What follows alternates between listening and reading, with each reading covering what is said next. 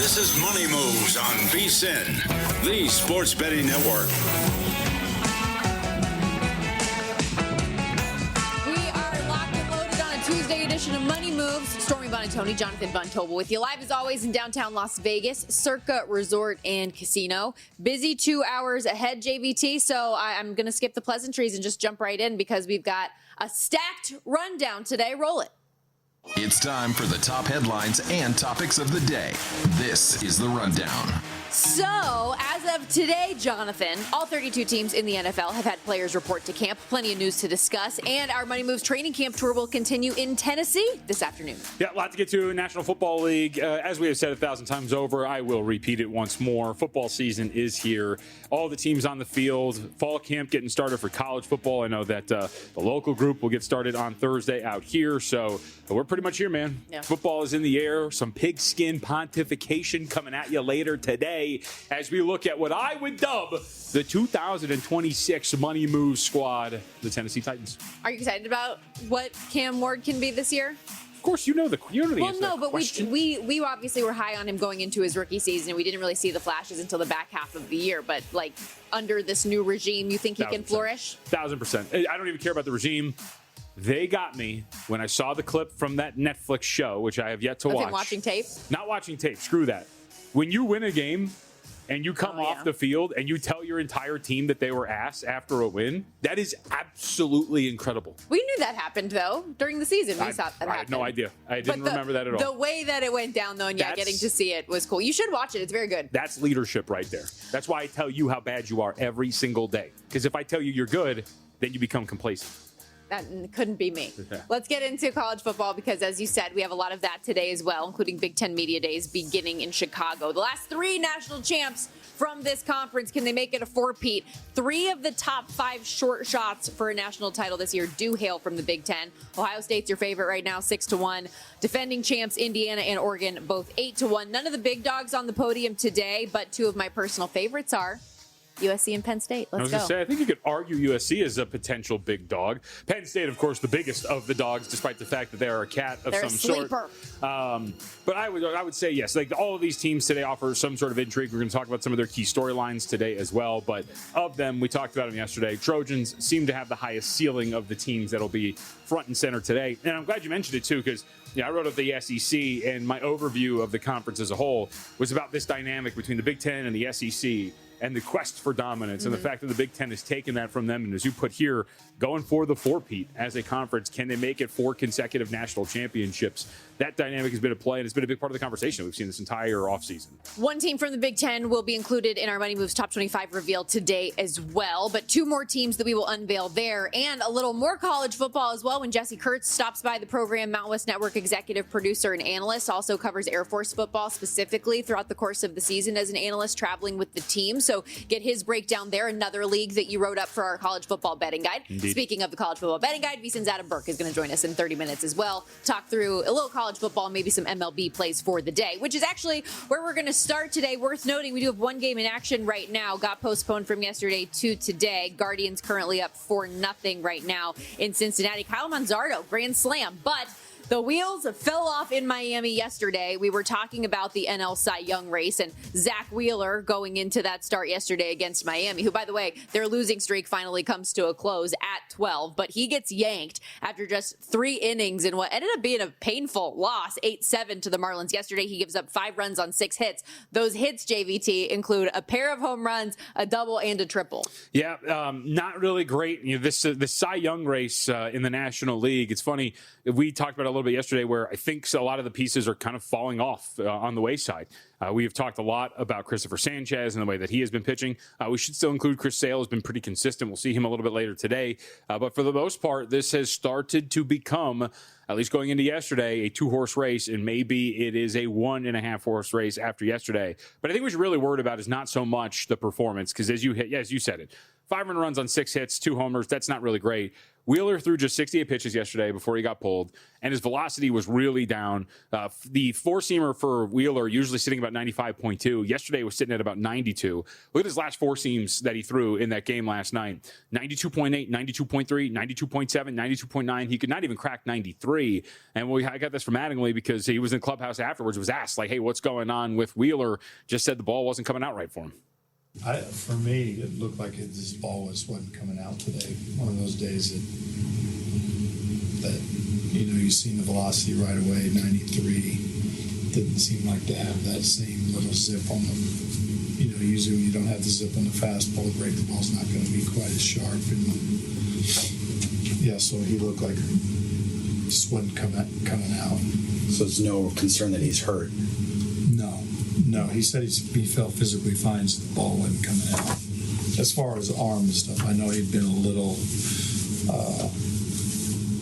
Paul said he was a little nausea after the game, so I'm not sure if that was something that was coming on, attributed to anything, but in general, the ball wasn't coming out right. So dealing with nausea, ball wasn't coming out right. I don't know if we're worried too much about the long term here for Wheeler, who does have some health issues in his past, but sounds like maybe this is just a blip on the radar. Well, so if that's true and what Mattingly says is correct, yep. With his odds going out now from he was the second shot on the board at plus 750 to Jacob Mizorowski, now 12-1 at DraftKings, 16-1 at FanDuel, behind now Christopher Sanchez and Chris Sale. Is this a buy point for you? It has to be. Also, we should probably bet Jacob Mizorowski. And I know those two, those two things don't compute, but I think first off, for Wheeler himself, he has been arguably behind Mizorowski. He has been the best pitcher in the National League over the, what would we say, 2 months? Justin, like you two, right? We've tracked this 2 months or so. I asked Justin because he's a big Philly guy, but he's been incredible. He's been dominant. One start. Yeah. And all of a sudden he's behind. Everybody's allowed to have a bad day. Yeah. And even if you want to make the argument he's behind Sale, who's comparable to him, okay, that's fine. Christopher Sanchez has not been right for over a month and a half. He's been struggling like crazy. And one start, we're going to say that all of a sudden Christopher Sanchez has a higher probability of winning this award than Wheeler. Maybe part of it is the concern for injury, considering what, again, we watched. But you just heard Mattingly. There's no injury concerns. Maybe he was a little nauseous. Maybe at Taco Bell was dealing with some of the explosive diarrhea that our country is dealing with at this point right now. But outside of that, if he's perfectly fine, why is one start push him all the way out to 16-1? But at the same time, if Jacob Mizorowski, even with the spaced out starts, is going to continue to strike out 12 of 13 batters in which he faces and throw almost every single pitch over 117 miles an hour, then I think there's a world in which both are true. There is theoretical value in Wheeler to win this award now that where he's currently priced, and maybe Mizorowski is still just going to walk away with this one all said and done. But again, go ahead. I was just going to say, we're going to talk about the NL MVP poll that came out on MLB.com. There is a new contender who moved up to top 5, 5th place, Jacob Mizorowski. I was going to say, we went so long on baseball, we might as well just do that here if you want to. We can get to our NFL items that we had a little bit later on. But yet you said it, MLB.com has their latest straw poll out for the various awards. There was, in addition to that, there was another one that you wanted to discuss. Well, MVP. So we had hit on this yesterday, Mitch and I, on Pod of the Futures. That'll be out a little bit later today, so you can hear the conversation at length. But the guy who is starting to push his way into the conversation is Pete Crow Armstrong for the Chicago Cubs. Now, if you'll remember, last week I brought this up to you, and we had the conversation of, is Shohei Ohtani, the starts that he has made, coupled with a great but not elite hitting season, would that be enough, or is that enough to have him priced where he is currently at, considering the way that some of these other guys are hitting the baseball? And the market has said, no. Pete Crow Armstrong is now down to 2-1 to win this award. And then you get the straw poll today from MLB.com, which is not as comprehensive as the NBA straw poll, which, rest in peace, will not happen anymore now that Tim Bontemps works for the Atlanta Hawks. But it does give you an idea of what some of these voters are looking at. In the National League, Shohei Ohtani had 158 points and 23 first-place votes.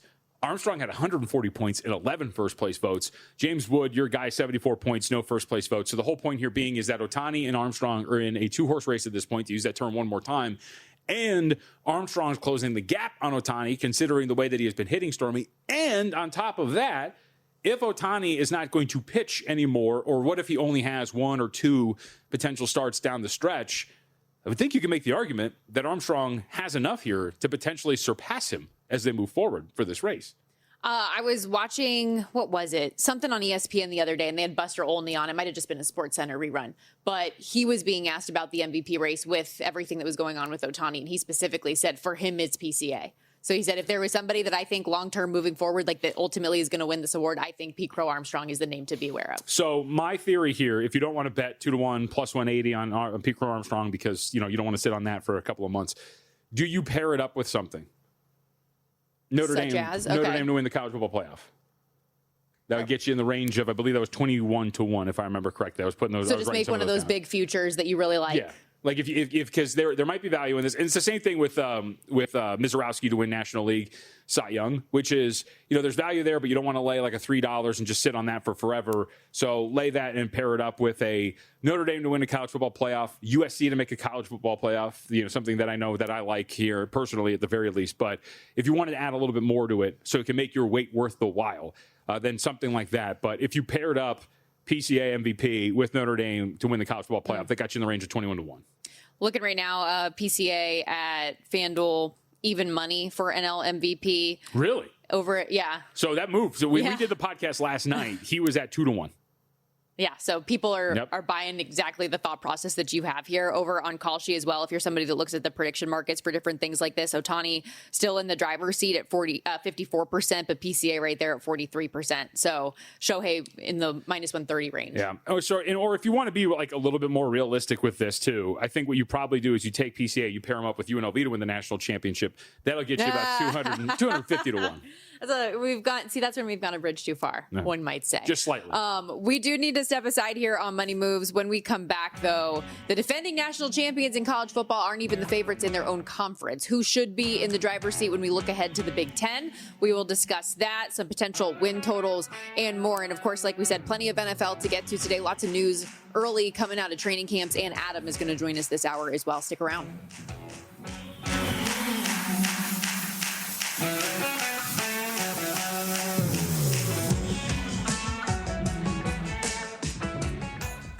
So you're listening to this podcast because you want an edge. But what if I told you you're only halfway there? You've got the mindset. Now it's time to get the toolkit to match. Here's the thing. Pro bettors spend thousands on data and tools. But what they don't want you to know is that you can get the same edge for a fraction of the cost with VSiN Pro. VSiN Pro gives you access to expert picks, public betting data, prop projections, powerful tools, analytics, and more. Just tap the link in the description and see why thousands of bettors are already using VSiN Pro to cash more bets.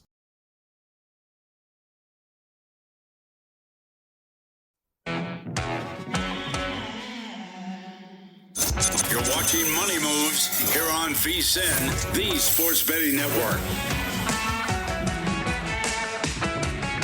Back here on Money Moves, Stormy Buonantony, Jonathan Von Tobel with you. Big Ten Media Days kicking off out there in Chicago today. 6 teams with coaches and players on the podium over there at the Hilton.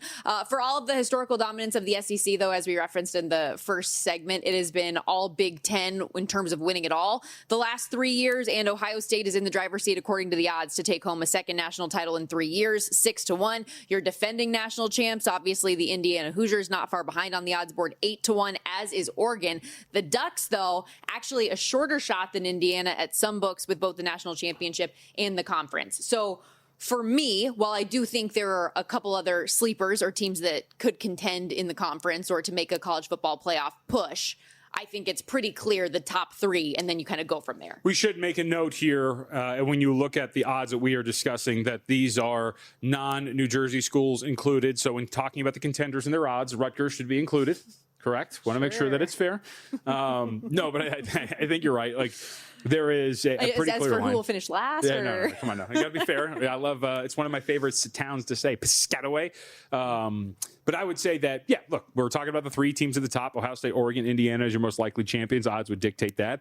I'd argue that USC and the way that they have built this thing up looks pretty interesting. I kind of would draw a pretty firm line between Indiana, Oregon, Ohio State in their own tier, USC on their own, and then I just got some questions about Michigan. Not that they're super far down, but I think they're deserving of their own tier below USC, and then we can get to the rest of these teams. And then Penn State, Washington together. Yeah, right. Like the way that this is pretty much built out. But I quibble with Michigan being on par odds-wise to win this conference with USC, because I think that I have my questions as to what the quarterback position is going to look like and the rest of what this is for Michigan. I'm open to being wrong, and I don't think they should be 70-1, but I think them being more on par with like Penn State in the range of 20-1 as opposed to that 13-12-1 range is where I would kind of pick a nit if I was looking at these odds. They are a team, obviously, we've talked about that we like a lot. They're in our top 25. I think they can make a push when you bring in a guy like Kyle Whittingham, who the culture, stability, accountability, all of those things he's going to bring in, and then the potential excitement for what Bryce Underwood could do in this Jason Beck offense. But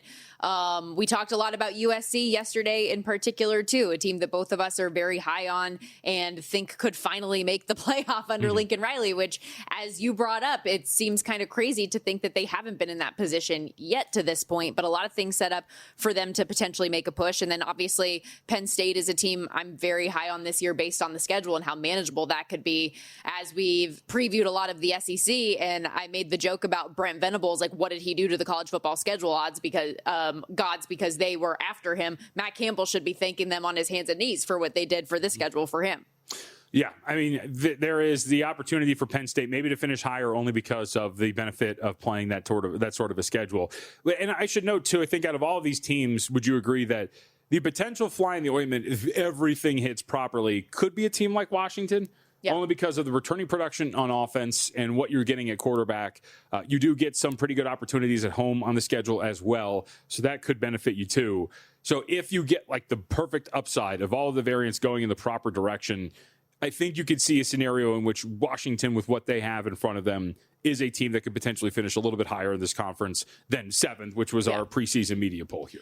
Does it surprise you at all that Ohio State is the favorite at most books over Oregon, considering everything that Oregon brings back? No, because I mean, it's not like Ohio State's bringing back nothing, right? No, but they lost a ton of talent to the draft. They did, but with teams like this, you well know, you cover them. Like, oh man, all these guys are gone. I guess I'll just go get these other 5-star dudes to replace them. So I think talent-wise, they're good. And obviously, they have shown a very consistent presence at the top of this conference where I think they're always going to get the benefit of the doubt generally. And I'll say this, I mean, I don't know if it's fair or not, but do you think part of it is the fact that coordinators, that's part of it, right? Both coordinators are gone for Oregon, which is a pretty big deal. But what I was going to say is it being unfairly held against them the way that they just kind of flamed out in the postseason last year? I mean, I don't think it's particularly fair. Everybody got their rear ends handed to them by Indiana, but still, you lose 56-22 to Indiana a season ago. And then, of course, the year prior to that, I believe you were up close and personal for the other college football beatdown that Oregon suffered. And maybe the media is holding that against them to an extent. And you would say, well, it's 2 years ago you're talking about, and then last year. Some people are like that. Some people will look at this, remember what they saw last, and then use that as a tiebreaker between them and, putting them first or second in a conference like this. And we're talking about a pretty meaningless media poll. So I don't know if I'm too surprised. And I think we also see, right, it's like 1 and 2. If we were to turn it and look at it like in the realm of a horse race as opposed to binary 1 and 2, I would assume a lot of people have Oregon and Ohio State on a pretty similar tier. Well, that's why I just wonder why you're getting a full dollar better on Oregon over Ohio State, especially when Ohio State has the more difficult schedule of the two as well.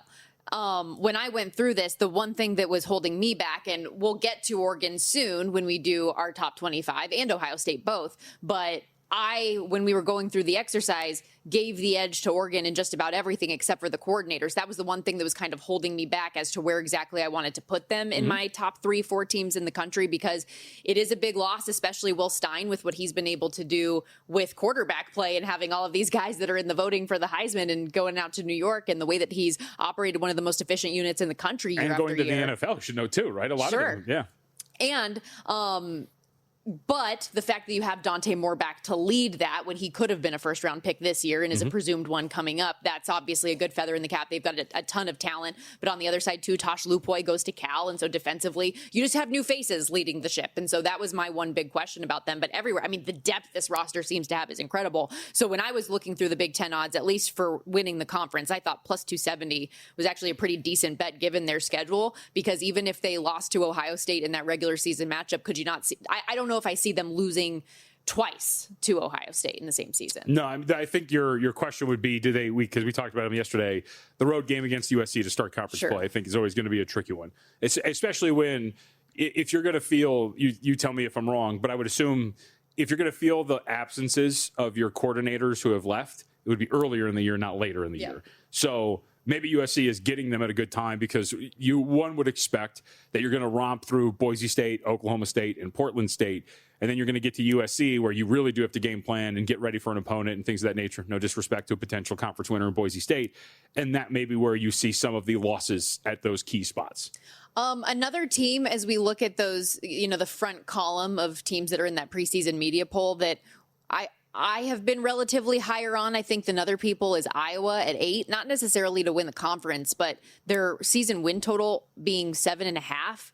I took their season win total over last year, and I kind of think I might end up on that spot again here with another manageable schedule, a defense and defensive and offensive fronts that you have confidence will be good, and another Kirk Ferentz team because that's what he does year after year. Yes, quarterback is a question, but it literally is every single year. And in the last decade, they've been consistently an 8+ win team year after year after year.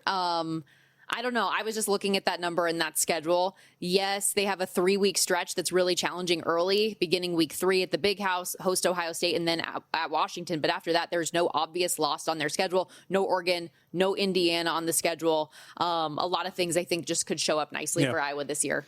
I mean, I think a big swing game for you is going to be that game after Washington when you go to play Minnesota.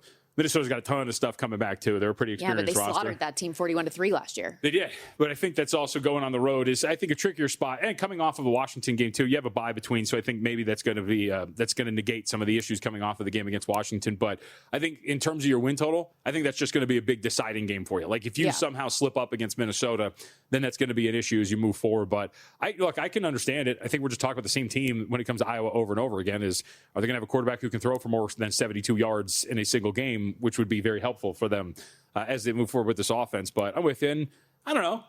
I kind of like the construction worker, man. At Northwestern is going to be a little bit of a tricky spot, too, if the Purple Cats are going to be somewhat improved, especially on offense. And by the way, because you said this in our last 90 seconds, we should note Indiana is still going to be pretty good.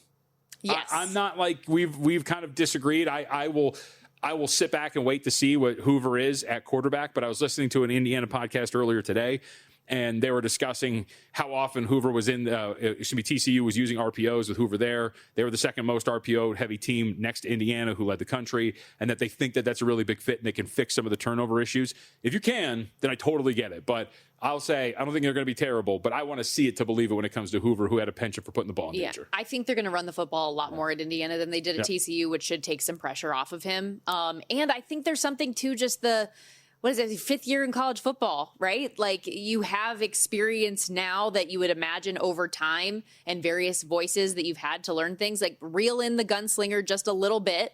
You don't always have to do like a tight window throw in a big moment. There are other things you can do, and maybe he'll get that guidance under Curt Cignetti, who's been great with quarterbacks. He has been, but at some point he can't hit with every one of them, can he? Why not? It's a good rebuttal. I mean, every single point has been he has. So. Like, let's just believe it until we don't anymore. Yeah. I'm kind of done not backing Curt Cignetti and believing in him at this point. No? So Oregon to win the conference? I like Oregon best. Plus 270, best price out there? Okay. That's my favorite angle for the league. Okay, we got to step aside here on Money Moves, but stick around. VSiN's own Adam Burke is going to join the program coming up next. He has been doing yeoman's work on the college football betting guide that will be out next week. We'll discuss that, as well as some potential MLB plays on the card today. VSiN, the Sports Betting Network. We'll be right back.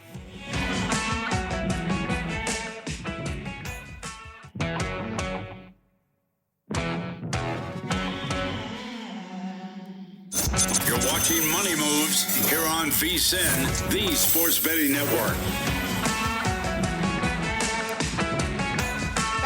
Moves alongside Jonathan Von Tobel, Stormy Buonantony with you. Live as always in downtown Las Vegas at Circa Resort and Casino. Speaking of Circa, it's contest season, and in its honor, the Circa Survivor documentary is back and bigger than ever. $18.7 million on the line, and a look at the new Grandissimo format, raising the stakes. Episode 2 will air tomorrow night at 9 Eastern, where you can watch every agonizing moment of opening weekend, plus the early winners, losers, and storylines that shaped the season. If you missed episode 1, no worries. It's already out there on YouTube. Just search VSiN Live. But whether you play in Circa Survivor or you just love the drama, the intrigue, you won't want to miss this series. Again, check them out on YouTube. New episodes every Wednesday, including a new one tomorrow at 9 Eastern right here on VSiN.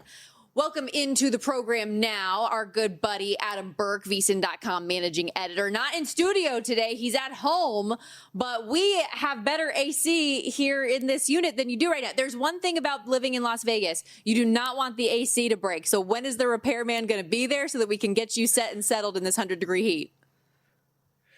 Well, they told me a window between 1 and 5, which means obviously it could be any time within then or maybe sometime in 2 days. I guess you never really know when you get that window. But I can tell you last night our internet went out right before I was about to do a Mad Dog radio hit. And then today it's like 90 degrees in my office. So sweating through it here, editing the college football betting guide and doing this guest spot with you guys.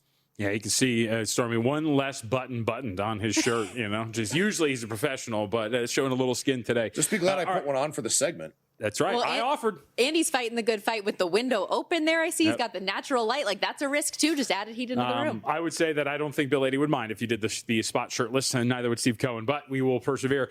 The other thing that you have to work on, you didn't really do that much for this college football betting guide, so I would think that you need to step up your game here a little bit with the minuscule amount of writing that you did. The ACC, the American, Conference USA, the MAC, Sun Belt, and all the independents, as well as some pieces like Home Field Advantage. But I did want to hit, since you wrote the ACC, we did get news today. Our former colleague Michael Lombardi in the paid leave that he is on now for the North Carolina Tar Heels. Just in general, what'd you make of North Carolina this season, Adam? Because they did go a different route with their class coming into 2026. Went pretty high school heavy, did they not?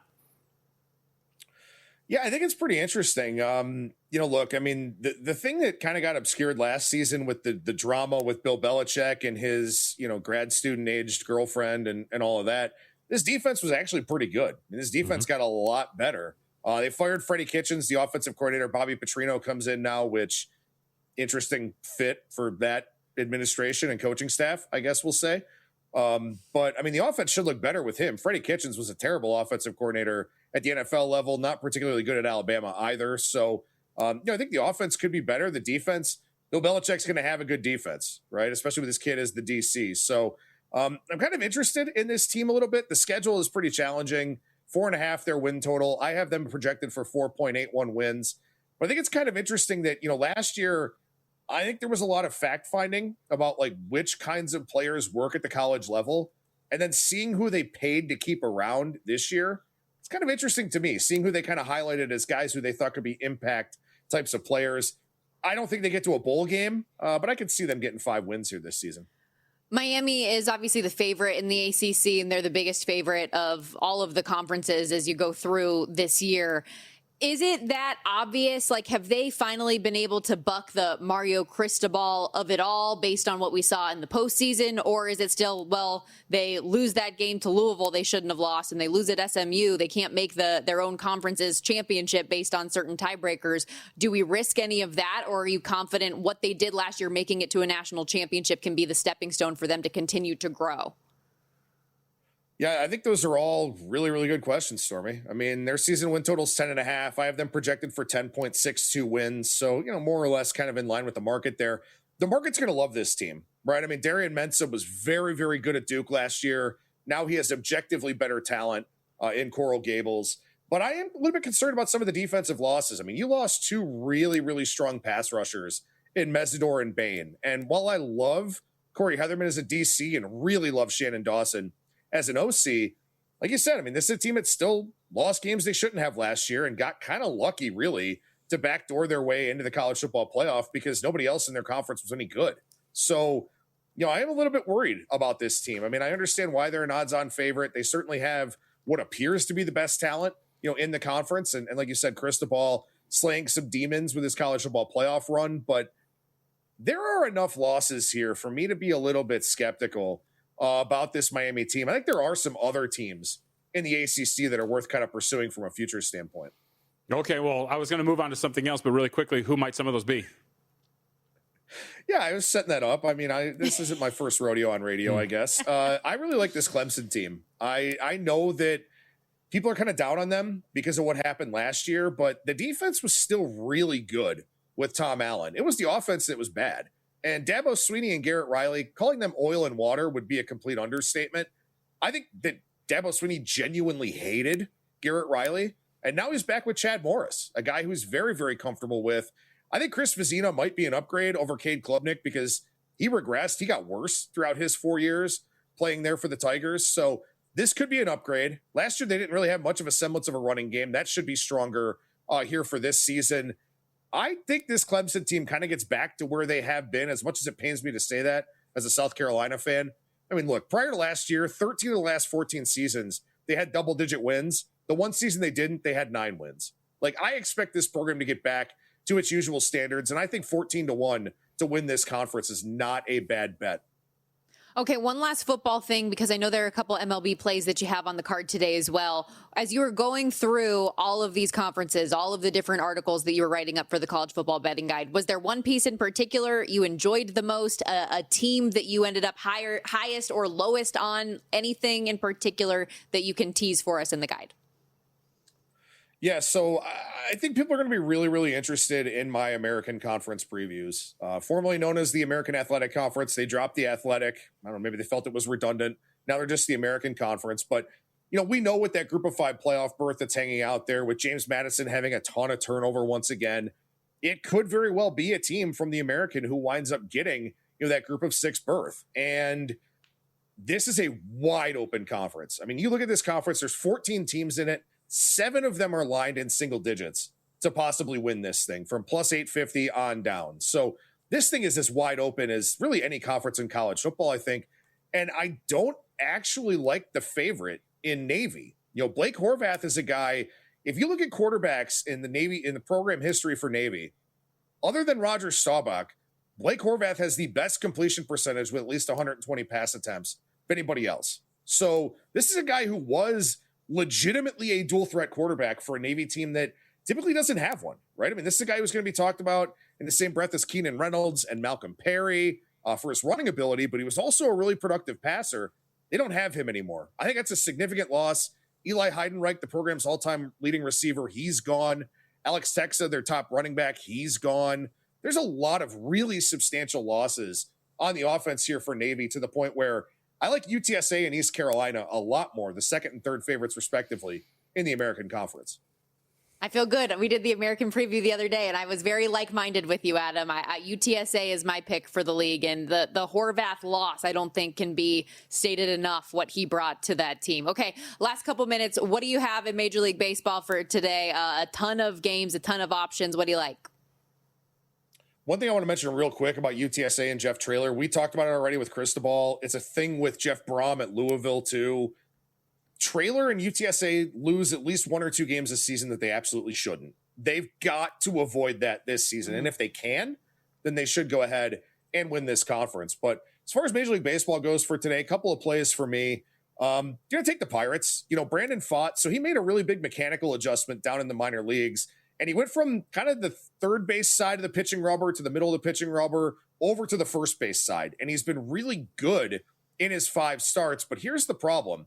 He only has 14 strikeouts out of 109 batters faced. So he's getting really lucky from a BABIP standpoint. He's not really striking out enough guys to strand the rate of runners that he's currently stranding. And he's had a lot of problems throughout the course of his career with left-handed hitters. Pittsburgh is exceptionally good against right-handed pitching. Most of their best hitters are left-handed, even with some of the injuries that they've had, with Spencer Horwitz and O'Neal Cruz specifically. I think they get a chance to deal some regression to Pfaadt here. Bubba Chandler looked really good in his first start of the second half, coming out of the All-Star break with a little bit of extra rest. I think the Pirates is a short favorite at home tonight. I think that's the look in that one. No time to break down Reese Poffenbarger's game, huh? I guess we're up against it. What do you have? It's a real person. I can't if you want me to, but we might run into the break. Adam, no, thank you so much for the time. We appreciate it. Get the fans going, and hopefully you get all the AC stuff cleared up this afternoon. Thank you. I hope so. And once again, that college football betting guide, Monday, August 3rd. Previews of all 138 teams, all kinds of futures, conference overviews. The most important, and I think the best guide we do on an annual basis. So great time to become a VSiN Pro subscriber. Adam Burke, everybody. You can follow him on X as well, at Skating Tripods. And does, again, I don't think that his role can be understated for what he does for all of the guides every time. Any shot? Reese Poffenbarger? No. Akron. Couldn't tell you. Akron. Come on. Couldn't tell you. Sorry. We got to step aside here on Money Moves. When we come back, the Bucs aren't giving out contracts. Should they be concerned? And 2 quarterbacks with significant injuries fully cleared to training camp. We'll be right back.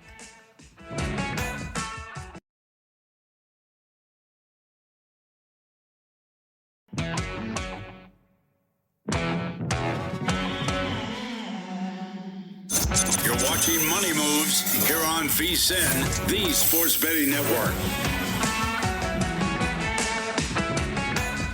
All right, so I have two paths that we can go down here with Stormy Buonantony. We could talk about how you were a recent victim of sexism, or we could talk about the Odyssey. Which would you like? I don't recall when the first one happened, but the Odyssey's good. Somebody tried to offer you a 15th round pick in our fantasy baseball baseball league for James Wood. Yeah, they might as well have typed in the email, "You're a woman and stupid. You should accept this." It was an auto reject. We're in a commercial break earlier, and I was like, the disrespect of some people in this freaking league. How does that even happen? How does that happen? You know exactly what happened. That's so rude. That's just trying to get got. I was like, do you think I'm a full-blown idiot? I know I'm not great with baseball, but my Lord. This lady should know the difference. The stuff I've been offered for him and Cade Smith is just the most laughable things in the entire world. But speaking of the Odyssey, you finally saw it. I did. I watched it yesterday. We won't do it what Paul did. We're not going to spend a whole segment. Don't worry, powers that be. But thumbs up, thumbs down. It has been the talk of the town. I have told you 1,000 times that you should go see it. Justin, you're going to go see it in a couple of weeks, right? Because you got the special 70mm showing that you got to go and see. He's doing the fancy one. So? Yeah, absolutely thumbs up. I really liked it overall. I'm big into mythology and time period stuff in general, but the thing that threw me more than anything else was just that they all had American accents. And that just was something that, to me, I didn't expect going in. And I didn't watch a lot of the preview stuff or any of the spoilers and the TikTok videos and everything like that. So I didn't really know what I was going to get when I went in there. And when you hear Tom Holland saying, "Dad, here's your sword," I was like, "Dad? Really? Okay. Interesting." We couldn't have given one father one. But it was good. He said father. Actually, I noticed he did say father a couple of times. But it was good. A nice story about an arduous journey back home. Similar to the arduous journey in coming back from a torn Achilles, much like Daniel Jones has to deal with. Yes, him with the torn Achilles. You got Patrick Mahomes coming back as well from the ACL, LCL. Odyssey, get it? Wow, smooth. It did make me want to watch Troy, by the way. That was my first thing when I left. It's no Troy, but it was pretty good. So we got two quarterbacks. We got the official information yesterday that both of those QB1s have been fully cleared entering training camp, which as of today, for anyone who didn't know, we officially have all 32 teams that have had vets report to camp. So we are full go as of now. But let's start with Daniel Jones because you are a Colts fan. This is a team that at one point was 8-2, being talked about as potentially being the number one seed in the AFC. Daniel Jones was getting MVP conversation around him. And then obviously things crashed and burned the second half of the season in what was a historic collapse in a lot of different metrics. Looking ahead to this season, what are your expectations for Daniel Jones? What are your expectations for what this team can do in the division? How do you see them? How am I supposed to realistically think that he's going to be good when they start this season? In all seriousness, he tore it at the end of November, beginning of December, whatever it was right around that time. It was December 7th. Thank you. Yeah, I thought it was. So never forget Pearl Harbor. And so if you go back to this timeline that he's supposed, it's terrible movie. Your absolute favorite. If you just look at this timeline and he's reportedly, like you said, going to be ready for camp, you really think we watched Kirk Cousins have to play an entire season almost in pistol because he was still recovering from this Achilles and he couldn't even get to where he needed to go to hand the ball off. He's older. Sure. But I'm just saying, it just speaks to the magnitude of the injury. And I'll also say the recovery timelines of how these have been cut down. Yeah. It's like a medical marvel. These are things that used to hold you out for an entire year plus. And really, really, it was one of the most arduous returns to play of any injury, period. Yep. And so for a guy who athleticism is a big part of what he does as a quarterback, and it's not like he's running for 1,000 yards, but stretching out plays in the pocket, being able to use him in quarterback sneaks, that's out the window. Remember, you and I watched this while we were live during our shows on Sundays, and we called it from a mile away. They immediately, one of the first games and this was right before he tore his Achilles. So remember, he was also dealing with, it was like a hairline fracture. Yeah, hairline fracture. They immediately started using Tyler Warren on some of these quarterback sneaks. So you can't use him in that regard. He's probably not going to extend plays that often, or at least at the very beginning of the season. And I will say this till I'm blue in the face. The last 5 games for Daniel Jones, he was not what you think he was. He threw 6 touchdowns to 5 interceptions. He averaged only 7.4 yards per attempt. His turnover-worthy play rate was at 6.2%, which is an astronomical number. He had, over his last 5 starts, completely reverted back to the Daniel Jones that lost his job out of New York. And I think those two things together are why I know a lot of people And it's actually somewhat similar to Mateer in Oklahoma, where you have this cataclysmic event and a clear line of demarcation. Yeah. Everything was good before, everything was bad after. But if you really actually dig on Daniel Jones, he was reverting back to old Daniel Jones. They were running out of time. He was turning back into a pumpkin, and then he got injured. And there was other signs, too. How many times did we talk about the Colts? EPA per playoff turnovers was astronomical. They were getting turnovers at a very high rate and turning those turnovers into points on ensuing drives. There were so many different things that you looked at and said, man, they can't keep this up. And then it all just came crashing down, and all of it kind of came together. So it leads to your question of what do you expect? I'm a pessimist. I don't understand why they're being priced the way that they are. And I know they're not being priced like as a 9.5 win team, but I went through our buddy Sean Ryan on the Sports Gambling Podcast. I was on there on Friday doing the Indianapolis Colts preview, and I came out with like 6 wins. Like, I think they're going to be about a 6-win team. And I don't understand why the expectation is that they're going to be closer to the team at the beginning of last year than they were the team at the end of last year. Well, you are getting plus money on that under, plus 115. It's a minus 140 to the over 7.5 wins. And I think a lot of that, too, just pairs with the fact that they had 8 wins in 10 weeks a season ago to start the season. Daniel Jones, by the way, in the comeback player of the year market, also a 20-1 shot. While we got the news on him being full go, Alec Pierce is going to be on PUP. So that's definitely like a big issue for their start of the season as well. Saw that come across my phone today. I was like, oh, that's good. That's a key cog. But also, okay, so I was looking at our NFL betting guide earlier this morning to see what the thought is at large around the network, and none of the 23 analysts in the NFL betting guide had the Colts winning the division. Only 2 people, Paul Howard and Steve Makinen, had the Colts as a playoff team. So very low expectations, it appears, by everybody here at the network. And not to say fully they agree with you in that it's going to be a disaster, it's going to be under the win total, but that this isn't a playoff team, even with Daniel Jones coming back. I think so. Now, the positive side, because I say really quickly that we should be, because I always like to look at both outcomes. And the outcome in which I am wrong, which happens all the time, is I think it starts with the defense. I don't know if they're going to be good in rushing the passer, but there is a reality, Stormy, where they're decent at a lot of other positions, including 2 former 49ers. They obviously still have DeForest Buckner up the middle there. And then remember, they had Charvarius Ward. And then remember week 1, he had that weird concussion in pregame and got knocked out and had a season where he was just in and out of the lineup and thought about retiring. But eventually it sounds like he's mentally focused and ready to come back. So what if he's old Charvarius Ward? You have Sauce Gardner. You got Buckner in the middle. What if CJ Allen, who they drafted, is actually really good at middle linebacker? And all of a sudden you can at least see the makings of a defense that has some pretty good talent at a bunch of different positions and maybe can make up for an offense that isn't going to be particularly great. And then there's just, what if it's the small chance that I'm wrong? What if Daniel Jones is recovered? And what if he is just going to revert back to it? I can understand what the reality is, but I still think there's a massive weakness at edge rusher. They're really hoping Latu comes out strong and becomes a premier edge rusher in the NFL, which I don't think is going to be the case if you look at what he has been. Arden Key, somebody they bring in from Tennessee, a rotational edge rusher guy who is now going to be asked to be a full-time starter. And I just don't know if those things compute to being great, even if some of those defensive pieces are what they have been in their career in Buckner and what they potentially could be in Ward and Allen. We'll talk more AFC South coming up in the next segment as our NFL training camp tour heads to Tennessee. But a couple minutes here on the Kansas City Chiefs. Speaking of comeback player of the year, your favorite in that market is Patrick Mahomes coming back from the knee injury. I was just looking through a lot of stuff about this Kansas City team, and they're favored to win the AFC West again after missing the playoffs for the first time in forever. I am fully of the belief that the dynasty that the Kansas City Chiefs had was wonderful, and it was awesome, and it's over now. Wow. Yeah, like, Play I don't know. Justin, mark it down, please. I feel like the next 2 teams in this division have gotten so much better with what Jim Harbaugh has done with Kansas City. Look how Justin Herbert, he's engaged now, so it's a Los Angeles. It's excuse me. Freudian slip.